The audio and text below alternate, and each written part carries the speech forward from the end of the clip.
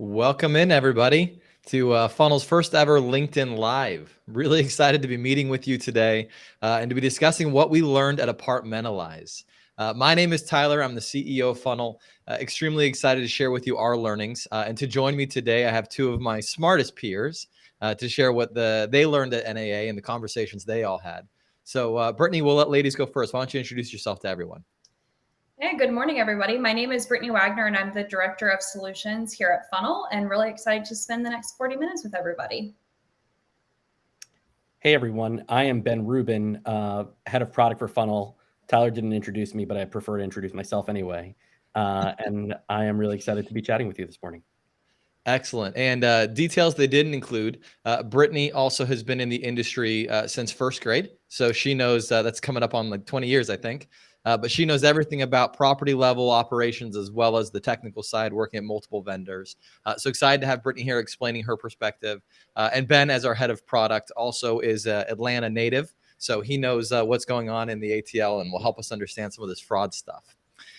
So with that, we would like to jump into the biggest topic of conversation. And anybody here who follows Funnel on LinkedIn, you may be surprised. We're not talking with centralization. We will get there. We'll get there. It was a big topic. But the biggest topic, and perhaps because the event was in Atlanta, anybody who has properties in Atlanta, we have heard this may be a struggle for you. Heard Houston and a few other markets are really struggling as well. But fraud. Fraud is the big topic of conversation.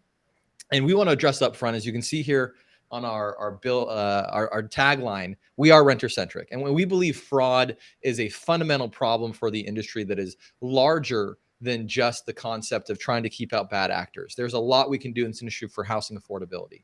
That being said, there are a lot of bad actors that are bad for everyone. Bad debt drives up the cost of renting for good renters. It forces operators to continue to raise the bar. So we believe that preventing fraud is rightfully a hot topic in this industry. And as we can see here, the numbers clearly add up. And so a theme that we heard from everyone is how can we automate this? And most importantly, how can we take our teams out of the process of being fraud fighters? So that's where we're going to start this conversation today. We're going to dive into that topic. And Ben, why don't you explain to everybody kind of how we're thinking about fraud? Yeah, so this has been a topic that's been brought to us by our customers. As you folks may or may not be aware, we've been working on applications and leasing for some time. And when we meet with our customers and ask them about their biggest pain points, they tell us, in this area, fraud is a huge challenge.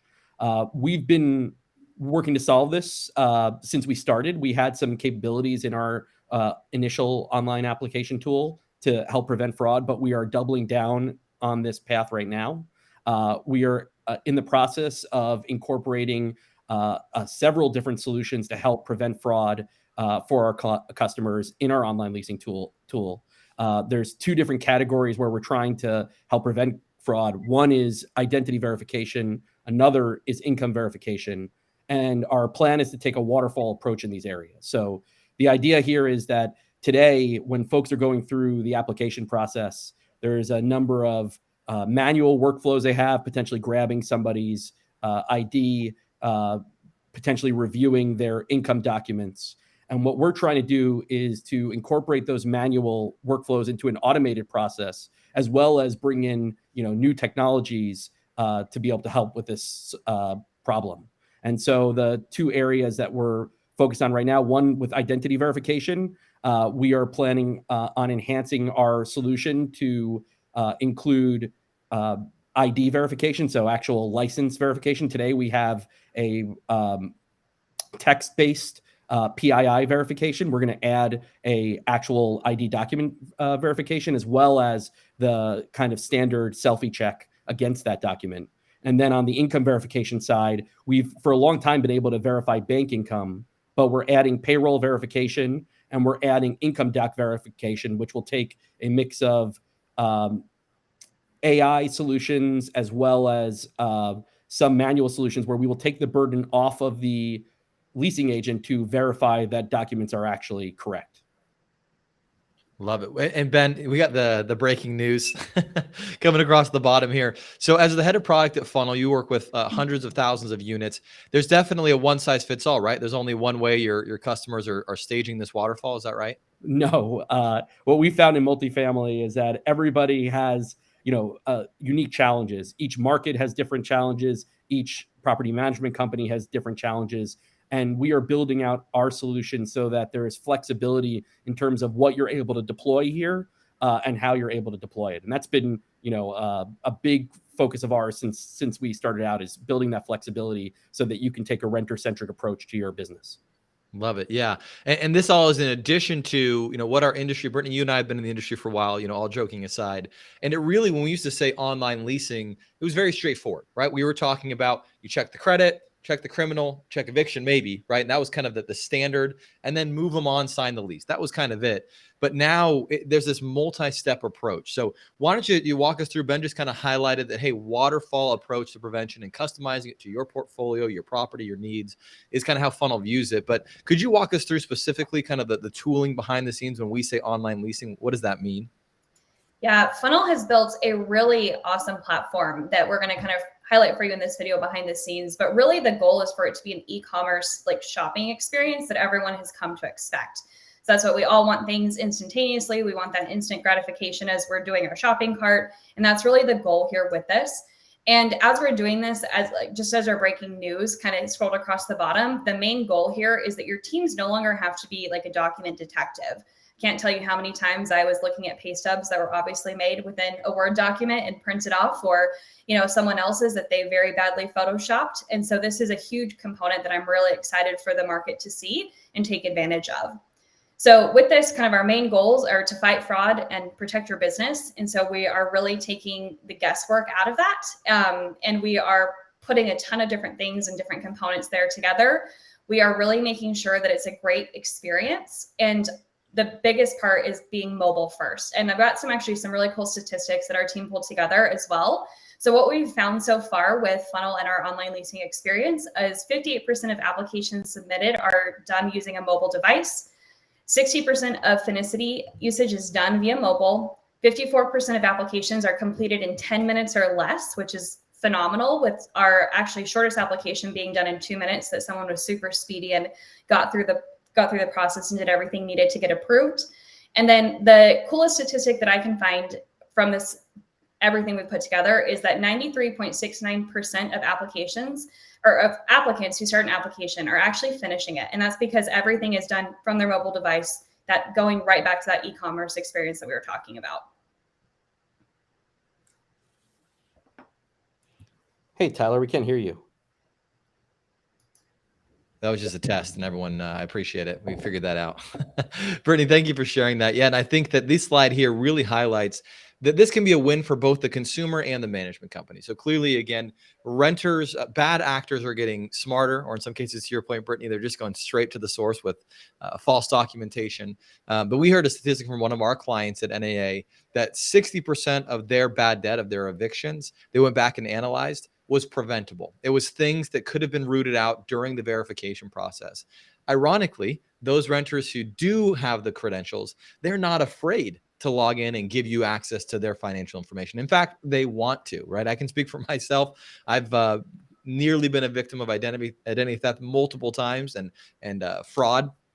The key is I want to interact with services that I already interact with that are secure. If you're asking me to log in through, in my case, my Truist account or a Wells Fargo account, a Chase account, that I am comfortable with, I trust. Sending my pay stubs to somebody I've never met, consumers don't want that, right? So we would encourage you not only to think about this from the bad debt perspective, but from the consumer perspective. And these are tools and technologies. If you use Venmo, use Zelle, you're familiar with this technology. And so the barriers that you introduce to determine, is this individual, do we have trust and confidence? That's for you to determine. But the data clearly shows that consumers do want to be engaged with in this manner. So perfect. We talked about fraud. That was the number one theme we heard about in Atlanta. So another theme that's becoming more and more and more just the norm. It's not really a trend anymore. It's just the future. And that is centralization, right? The centralization, a new operating model, shared services, role specialization. There's a lot of different names we hear for this. So the reason we have this on the screen here is this is the typical staffing ratio, right? For leasing and admin associates on site. And why we picked the year 1993, that was the year that many of the REITs became public REITs. And I was fortunate to speak on a panel this week with some large operators. And when folks like Camden and Essex became public REITs, the ratio was 1 to 100. And it's interesting to think about what has and hasn't changed since then, and why is centralization a big theme today? Because one of the things that has not changed, we know, is that then and now, keeping properties properly staffed has always been an issue, right? This is an industry that has struggled with turnover for decades now. But let's fast forward to 2023. The ratios are still the same. We still struggle with keeping that ratio and keeping the property staffed, but several things have clearly changed in our industry. For the first time in a decade, demand is softening, right? So even in markets, Ben and Brittany are in Texas, I'm in Florida, markets like ours, last year, 20% year over year growth, they're cooling, right? Which is, as a advocate for the industry, I think that's great news. Unsustainable growth of 20% plus year over year, that's not sustainable and not great for housing affordability. So the supply is coming to the market, that's helping better equilibrate supply and demand. But what has changed then? Why is centralization such a hot topic? And I think the primary answer is the cost of capital, as along with the results. And so clearly now it is more expensive to own real estate. The cost of labor is still high, and therefore property management companies are seeking out operational efficiencies. They're seeking out results like those you see on the screen.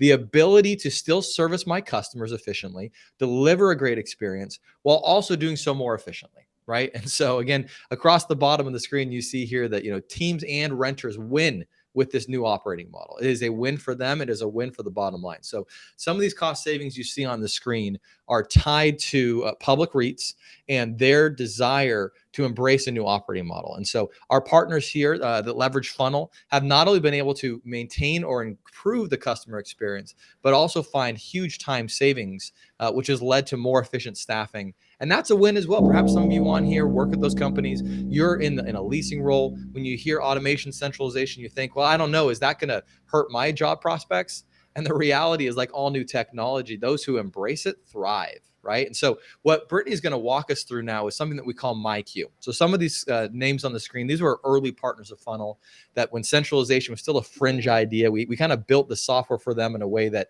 was renter-centric, but wasn't necessarily as clear, as efficient as it could have been for the new operating model.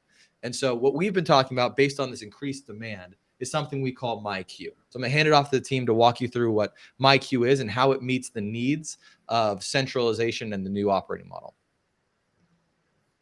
Thanks, Tyler. So with this, what I'm going to show right now is a perspective of a supervisor view for a centralized team.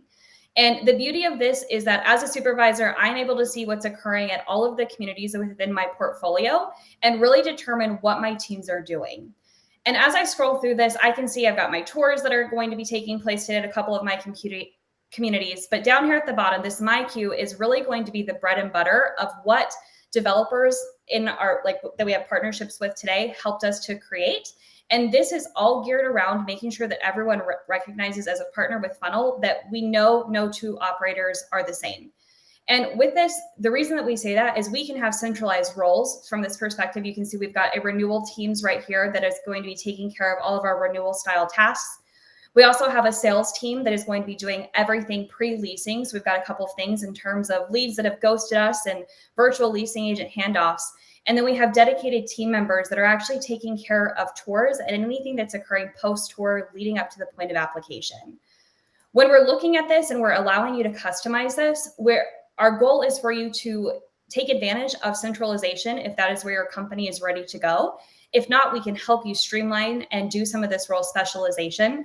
And on top of that, also prioritize what is important. So all of these tasks that you're seeing on the screen here, you're able to prioritize and make sure that they are showing up at key moments during the renter's journey to make sure that your teams are taking care of what is needed based off of your business needs. The next layer to this, which is something that I would have loved to have had when I was on site and managing teams, is I would have loved the clarity that this provides to me. I can come in here and I can filter based off of my team that's assigned to items. I can narrow this down even further and look at individual agent and see exactly what I need them to be tackling for the day. So as I'm encouraging my teams and really using the system effectively, I can help them and coach them in the direction to close leases, move forward with applications. I can have my fraud team really work through and work those applications and make sure they're validating documents if needed. The options are really limitless with here in terms of what we've built with this MyQ with our partners that we have today. Excellent. Thank you, Brittany. And anybody who happens to see a little bit blurry, we'd be happy to, I think the LinkedIn Live, we're still working through that. So it wasn't as crisp as usual, but promise our UX team will make me sure I clarify this. It's a really crisp UX, but that was wonderful. And as Brittany showed, the MyQ is a whole new way to think about your daily operating model.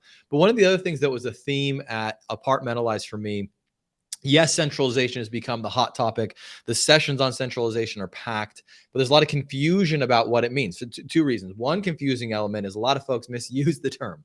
And I love my fellow vendor partners, but centralization does not mean consolidation of technology, right? Another confusing point is that often people think, well, we don't want to centralize because we want to improve our customer experience, not deteriorate it. And that could not be further from the truth for many of our partners who are using centralization or shared services as a way to enhance their customer experience. So wonderful quote on the screen here from the CEO of BH, that they believe centralization means putting the renter experience at the center of what they are doing. So an Amazon-like experience was the quote that Joanna shared. So that was one part that folks may get confused on. Now, another topic that we want to transition now to, obviously there's a lot of conversations around artificial intelligence, and for good reason. The new operating model will require automation to ensure that great customer experience. And all the data shows that we as consumers are getting more and more comfortable interacting with automated systems and artificial intelligence bots. One other topic of confusion, though, was what is automation and what is AI? Right? We heard a lot of startups talking about, well, we can AI this and AI that. And often it was really more marketing automation. And we believe in AI. We have an artificial intelligence, true machine learning tool that we've built. But distinguishing what you as a marketer, what you as an operator can automate in terms of communication is really important, because the lines of when AI need to pick up is really only after you identify what can I first automate with the knowledge I already have. So we're going to have Ben here talk you through Funnel's marketing automation platform and why our partners feel it perhaps is one of the most valuable parts of the platform. Yeah, so something that we knew we would need to solve for as we built out our CRM was the idea that renters are not always getting the follow-up that they need. And so the way our initial thoughts about doing that before we even thought about AI was having a rules-based system that would allow for a property management company to determine, we talked about flexibility earlier. We need to be flexible. We need to provide options that would help determine how a prospect and then eventually a resident would get follow-up in our system. So we have built hundreds of triggers. Triggers could be anything like a tour being scheduled, the time a tour actually happens. It could be a communication being received. It could be an application being started, or a renewal date coming soon. So we built hundreds of triggers in our system, and then we've built a series of actions that can be taken based on those triggers. So those actions could be follow up with the resident or prospect with a email. It could be a templated email. Could be follow up with an SMS message. It could be having an agent follow up manually in the system. And we've built a tremendous amount of flexibility so that you can determine the appropriate cadence for you. So what you're seeing on this screen right now is the types of triggers that exist in the system, whether tour schedule or post application. And then you're able to build a series of reminders and follow-ups on those triggers. And a lot of these are smart. It's not just as simple as, A happens, so B happens, but we've built in some conditional logic to them as well. So we provide a lot of flexibility as part of this system. We have seen our customers take tremendous advantage of this. We are sending millions of communications out in an automated fashion, this with our AI solution. And we've made it so that our customers can really determine the life cycle of their user. That's something that was very common in, if you go on Amazon or if you buy from other e-retailers, but something that's pretty unique in a multifamily world. So we're super proud of the marketing automation system we've built. And we're, even in this quarter, looking to enhance it through new capabilities. Great. Thank you, Ben, very much. Yeah, again, this is a tool that we hear from our teams that really saves a lot of time. And we believe that new operating model, centralization, does require a combination of automation and role specialization. And going back to our first topic, which was fraud, there also are a lot of automated touch points you can build in to ensure that communication is happening with your renter every step of that journey.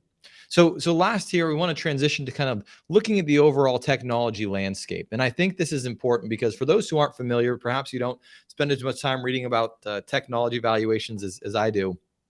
The technology industry is going through essentially a recession. The growth in our industry that was defined the last decade has slowed to a halt. Most technology companies are shrinking, and what that creates is further entrenchment at kind of the two ends of the extreme.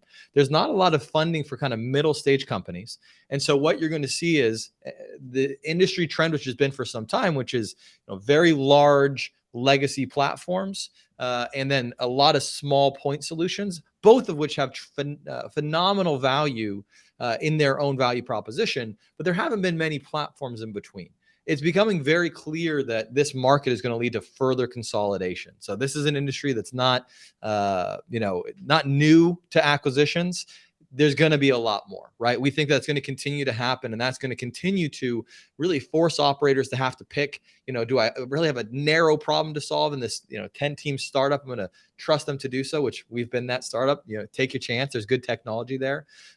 Or do I go on the far side and say, hey, the single stack software is my only option? And again, I've worked at one of those. They have great value in what they do, but there's not a ton of options in between. And so, where we and certain other platforms are trying to sit is really kind of in that sweet spot. So I think, Ben, when you and I first started working together, we were a company called Nestio. We decided to be Funnel. How did you, as the head of product, this organization really kind of settle into that middle ground, or Goldilocks, as we call it, of renter management software? Yeah, I mean, first of all, you were a major inspiration for that. And I don't think there's been nearly enough teasing on this call, but we'll have to work on that on the next live. But I think that's been a huge success point of us, is that what we found from our customers. First of all, our customers move us forward. Tyler and I talk all day, all night, all evening about renter software, but our customers are those who drive us. And what we found with our customers is that the idea of having one size fits all, will build every feature for you, doesn't work, because the solutions never keep up. There's always, if your accounting's good, then your marketing's not great. If your marketing's not great, your operational tools aren't great. With Funnel, we were really trying to look for the sweet spot of that. And so, being a solution for managing your interactions with renters was a really clear area of pain across our customers. And when we started with our CRM, our customers very quickly asked, well, I don't want my agents in two systems. I don't want my consumers to have to jump around. And so adding online leasing was a really big compliment there. And then, as we finished developing that product, having those folks make payments in the same solution, so they don't have to log in to two different platforms for online leasing and payments, was a really, really natural progression there. So I think it's been really exciting to be able to really focus in one area, which is this renter management area. And within that, there's a tremendous amount of exploration and new technology and new feature capability that we've been able to work through. Excellent. So what you're seeing here on the screen is kind of Funnel's offering today what we call the renter management software, or really the front office. And again, what's a little bit unique is that there's no need to displace or replace the back office. Those tools, again, provide tremendous value. But a lot of and then really at the top, Funnel would compete with individual point solutions that are very, very good at what they do in an individual workflow. But the ability to connect those across the renter experience while maintaining your back office software is really what the platform was designed to do. And so this was our first LinkedIn Live. We probably went a little bit faster than we had anticipated, but if you do have any questions, feel free to please place those in the chat. And maybe just to kind of summarize again, the big takeaways were primarily fraud was the hot topic. I think it remains to be seen how much that transitions over the next year plus. There's fintech tools that are coming to market, tools like Funnel's online leasing, that automate a lot of those workflows. But the reality is that bad actors are going to have to try and shift. So we'll see how the industry responds. In addition to that, centralization has taken an even bigger step forward as the new operating model has gone from being really a fringe topic to being just the core operating system. And then marketing automation is a huge win. Look for ways, and that was a theme, that the lines between AI and automation are blurring, but you should be pushing both of those. You should absolutely be leveraging AI where needed, leveraging automation where needed, and those are the tools that'll help you meet your customers' needs today. So we'll hang out for a few minutes here and see if anybody has any questions for us. But overall, really appreciate everyone joining us for our first Funnel LinkedIn Live. Awesome. All right, first question coming in here. Operational efficiencies will be the differentiator for operators who want profitability in the future due to rates, financing, expenses, etc., and other market conditions. What would you say is your biggest differentiator in the Funnel software? Thank you, Bobby. Great question. Ultimately, for Funnel, the biggest differentiator is, as it says on my wall back here, renter-centric. So there's a lot of companies that use great technology, whether that's marketing automation or fraud prevention. The difference of the new operating model, which allows for these efficiencies, is the ability to move work, which has historically been done on site by generalists, off-site by specialists. So that's where you look at the $4 million savings that Camden talks about, or Essex with the huge efficiencies they've gained. They moved from an individual property model where one lead was worked by an individual community, and that same person working the lead also was doing renewals and also was doing fraud prevention. And they moved to a world in which someone offsite was only working a lead across multiple properties, or offsite being the fraud fighter, or offsite being the renewal specialist. And when you change that dynamic, the staffing ratios are flipped on their head, because it's impossible to operationalize and optimize the 1-to-100 ratio when you have 4 people and 400 units. It just kind of is what it is. But when you all of a sudden step back and are looking at 4,000 units, 40,000 units, and your leasing teams are spread across that, the efficiencies naturally begin to bubble up because you're operating as a whole instead of individually. So Ben or Brittany, anything you would add to that? Just violent agreement. Love violent agreement, not peaceful agreement. Great. All right. Any other questions from the audience? While we're doing that, I know everybody's excited about Philadelphia next year. Never done an event in Philadelphia, but that's where Apartmentalize will be. So super excited. Rocky theme all over the trade show floor is what I'm expecting, but hopefully there's even more clever ideas. I am definitely going to wear some patriotic shorts during the conference. It's a great idea. Patriotic shorts, patriotic flip-flops. All right, Bobby, with all the questions here, this is great. So what makes Funnel unique? How do we differentiate between some of the older platforms? And why is it critical to future operations? So again, primarily, number one, the renter-centric architecture. In that same vein, one of the things I alluded to is there's a lot of consolidation that's happened in the industry. I think incentives explain a lot of the world, and most of the companies in the industry now are backed by private equity companies, and that's not bad nor good, but it just explains one of the big differentiators. Funnel is not owned by property management software; it's an independent organization, and therefore, to Ben's point, allows us to really follow our customers. And so, I think the reason this is critical to future operations is that operators are looking for a platform that meets today's needs. Much of the technology and the processes that we have in this industry have been the same for the last 10 to 15 years. As it said, when Brittany and I joined the industry, online leasing was the trend, right? And really all that was you took a paper application and put it online. The difference now is that consumers have shown us in other verticals how they want to interact, how they want to apply. So the same way that I want to purchase a vehicle, which is I don't want to go to a dealership, I want to see the inventory on my phone, I want to be approved on my phone, and I only want to communicate with you when I'm approved and relevant details I can't get otherwise, right? That's exactly how consumers want to interact with apartments. But the industry is catching up to that, right? And so if your incentive as a technology company is not to rebuild your technology, well, that's hard because your old model is built for the old way of doing it, and consumers have changed. So the analogy we like to draw is in the automobile industry. It's not surprising that startups, whether that's Tesla or Rivian, were the first to market with better consumer options in terms of how to purchase a vehicle. And now the older players, they're shifting. They have to catch up. So Ford and GM and everybody else is moving to a direct-to-consumer model.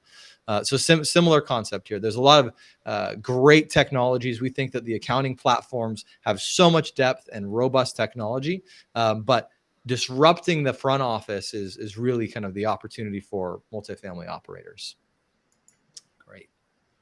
I think I want to add to that too, Tyler, and say I think the other thing that truly, in my mind, I've used just about every software out there in my time on site and at the corporate level. And one of the biggest wins for me for Funnel is the level of transparency. There is no gaming the system. So if you want your teams to follow up with leads at a specific point in that renter journey, you can see if they did it or not. You cannot go in and add activity that says I made a phone call or I left a voicemail. You actually have to complete the action through Funnel. And that is such just a game changer for me in terms of seeing what my teams would be doing if I was still on site or at the corporate level. And even just knowing that I can't tell you how many times I audited activity reports, and I was very curious how someone could leave 60 voicemails in about 6 minutes.